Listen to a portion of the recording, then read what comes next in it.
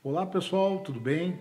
Eu sou o Hélio do Expansivamente e eu estou aqui hoje com meu filho Marcelo para nós conversarmos sobre um exemplo que eu vou trazer que retrata aquelas questões mais primitivas do teu desenvolvimento, como as questões do nascimento, os tipos de parto e a interferência desses processos na tua vida ainda hoje. O exemplo que eu trouxe a vocês, eu vou ler, é um caso clínico. Os pais de uma criança de 7 anos, um menino com o nome de Paulo, fictício, é claro, o levam a atendimento psicológico com a queixa de hiperatividade, falta de atenção e excesso de ansiedade. Paulo já vinha tomando medicação para controlar a sua agitação e na entrevista com os pais, o pai relata que a concepção de Paulo, o segundo filho, não havia sido planejada. Paulo é o segundo filho. Diferentemente do primeiro, um ano mais velho. Esse pai tinha a sua própria versão sobre o menino ser assim tão ansioso. Ele achava que Paulo era assim porque de alguma forma ele foi visto como um intruso na família, por não ter sido planejado. O que a mãe logo discorda, dizendo que o filho sempre foi amado, mas não rejeitado. O pai teimava em dizer que o filho havia sim sido amado, mas firmava sua posição de que Paulo, de alguma forma, havia sido rejeitado. Apenas, diz a mãe, não era o momento de vir outro filho. Paulo nasceu de um parto prematuro e chorava muito, e só se aquietava no colo dos pais. A mãe se sentia angustiada e nervosa com a situação, não sabia como agir, e relata ter secado seu leite antes de Paulo completar 3 meses, né, quando ele foi desmamado. Por aqui já podemos começar então. E aí, meu filho? É interessante isso aí, né? Olá, pessoal, né? Eu vou colocar 3 observações aí que eu acho muito importante, tá? Primeira delas, a mãe deixa claro ali, tá? Que essa gravidez não foi planejada, tá? Mas houve sim uma rejeição, tá? Embora a mãe não considere rejeição, né? Mas houve, né? Porque a mãe mesmo coloca, né? Ou seja, que não era a hora da gravidez, né? Então a gente já entende isso, né? Que no momento da notícia, né? Ou seja, não era aquilo que ela estava esperando. Né? Outro ponto, tá? O Paulo, nome fictício aí, né, da criança, é hiperativo. Tá? O que isso mostra para nós? Tá?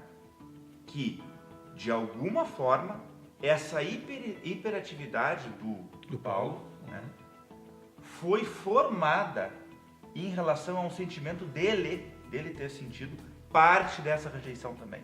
Né? Perfeito. Independente se foi lá no útero ou depois. Né? Então essa é a minha segunda observação.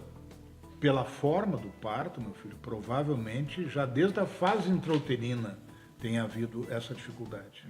Né? Um parto prematuro, né? Aquela ideia, né? Parece que o filho está louco para sair para fora de uma vez. Exatamente, também. Né? E a terceira é justamente isso que eu observei, tá? Tanto a mãe quanto o bebê eles estavam, digamos assim, nervosos com essa situação. Né? A mãe ficou nervosa com a gravidez, passou isso pro bebê lá dentro, né?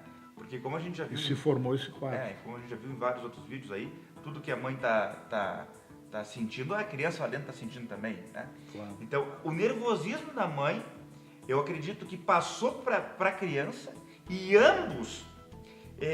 não sei como é que eu vou definir isso. Não encontraram uma saída para isso. Quiseram se ver livre dessa situação, claro. Que ocasionou, inclusive, esse parto prematuro aí. Isso, sem dúvida. Uma questão importante, meu filho, que eu me ative assim, foi a questão da precocidade do desmame.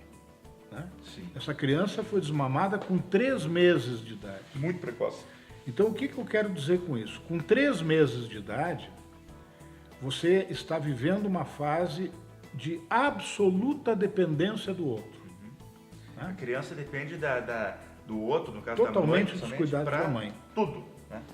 Então, até esses 3 meses, quando ele foi desmamado, ele não pôde solidificar algum tipo de relação com a mãe, que deveria ter se solidificado, como, por exemplo, relação de confiança, relação de segurança. Totalmente, né? Não teve segurança Isso, nenhuma. afetividade. Também não. Né?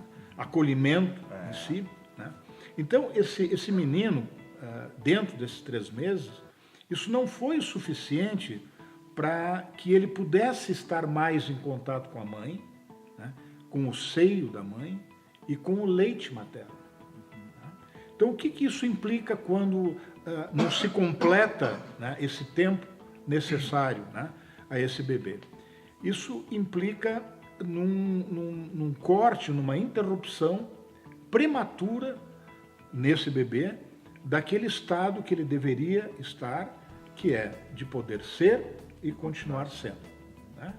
Então veja que essa dificuldade, né, esse incomplemento dessa situação, essa falta de complemento, essa falta de solidificação desse processo das relações, né, até que isso estivesse formado, de confiança, né, como nós vimos, afetividade e tal, geraram nesse menino, né, uma sensação, em primeiro lugar, de falta de confiança, como eu falei. E outra, isso leva naturalmente essa criança a um estado de agonia, que talvez mais adiante tenha se refletido na hiperatividade. Claro. É como se essa criança não tivesse se sentido tendo um lugar onde ela pudesse ser acolhida. Né? E isso gera todo esse processo, né, que nós estamos avaliando aí de hiperatividade. Um outro ponto também, né, essa mãe, ela não teve empatia, né, pela criança. Né? Ela não conseguiu se colocar, talvez, no lugar desse filho, né? Pelo seu nível de ansiedade. Exatamente, porque a ansiedade dela era tanta, né? Era da mãe que tomou conta e não propiciou esse... Eu diria, não enxergou o filho. Exatamente, não viu o filho, né? E o outro ponto que tu falavas no exemplo ali, né? Que o Paulo, no caso, o menino ali, ele buscava muito colo, né? Queria colo, toda hora colo, né? Justamente seria tentativa dele encontrar nesse colo um aconchego que ele não teve. É isso, né, que eu te falo do lugar. Esse Exatamente. Lugar que ele ficou se sentindo como se não tivesse. Porque ele não teve realmente, né? E daí o que acontece? E quando ele não tem isso, esse colo, né? Gera ansiedade. Exatamente. A hiperatividade faz com que ele, fuja disso. Fruto da ansiedade. Já. Fruto da ansiedade. Né? Então, é hiperativo. Mas tá, okay. Por que é hiperativo? Né? Nesse caso do exemplo aí, né, que é um caso que a gente trouxe aí, ele sentia falta disso. Quando os pais não conseguiam, o pai ou a mãe, né, propiciar isso para ele fugia. Né? E é uma maneira, talvez, de até de se blindar, né? Com a hiperatividade, não olhar ele também para dentro, né? Não perceber isso. O que a gente vê então no filme? Ou seja, só para concluir, né? Veja bem, o ambiente aí, só queria concluir com isso, no meu pensamento, o ambiente aí não foi favorável. Isso. Né? Acho que fica bem claro isso que a gente falava de ambiente, né? Ambiente sadio, ambiente satisfatório, né? Aí não nesse houve, caso não houve. Não houve, né? Então, o que eu ia falar é o seguinte, que tanto o filho quanto a mãe ficaram presos nessa teia. Né? Então, o filho não tem condições favoráveis para o seu desenvolvimento. Tá? Esse é um aspecto. E da parte da mãe, essa mãe também não encontra um estado de adaptabilidade. Ela não consegue se adaptar às necessidades do seu filho. Né? Então, isso gera todo esse transtorno, né? E aí nós conseguimos entender as razões, que é o que tu estava falando agora, da hiperatividade do Paulo. Né? O que é essa hiperatividade? É uma tentativa de busca para uma saída de algo que ele não teve. Ele não teve, exatamente. Ele busca isso. Então, até nesse sentido... Ele forma isso dentro dele. Forma isso dentro dele. Isso tem que ficar bem claro. Nesse sentido, nós não podemos ver a hiperatividade como algo que não é saudável. Por que eu digo isso? É a maneira dele se sentir bem. De buscar, né? Continuar buscando. Algo que ele não né? teve. O menino está com 7 anos agora. Né? Porque interromper esse processo de busca, obstruir isso, é sinônimo de você obstruir a possibilidade de ele encontrar uma saída. Exatamente. Né? Então isso é uma questão extremamente importante. E eu acho mais, é aí que as pessoas estão assistindo e se identificam com isso, né? Hiperativo, tem que baixar a hiperatividade, tem que reduzir a hiperatividade. Não, tem que entender primeiro o porquê que isso se formou. Por isso... Nesse caso, era uma fuga dele. Uma espécie de alívio, né? É uma necessidade. Uma necessidade, Por isso é importante o quê, né? Um bom diagnóstico nesses casos. Tá? Porque um bom diagnóstico, ele te permite não ver, nesse caso, né, que nós estamos discutindo, a hiperatividade como um caso isolado. Exatamente. Porque essa hiperatividade, ela está dentro de um contexto muito mais amplo. E aí eu vejo uma questão também importante, que é a parte da medicação que muitas vezes entra aí. Né?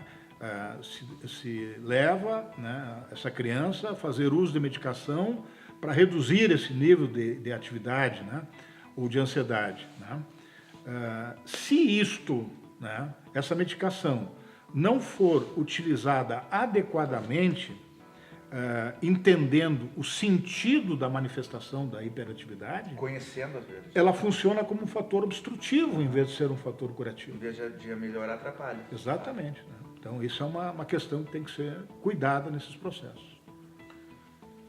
Isso? Eu acho que da minha parte, sim. Então, agradecemos aí, né, mais uma vez a atenção de vocês. Está chegando o curso do Expansivamente, né? Caminhos da Evolução Pessoal, em breve agora, finalzinho de setembro aí, vai estar disponível no site, né? A gente espera aí que vocês curtam muito isso aí, vai ser um trabalho bem legal, tá bom? É isso aí. Um abraço, até o nosso próximo vídeo, pessoal. Valeu, tchau, pessoal. tchau. Até mais.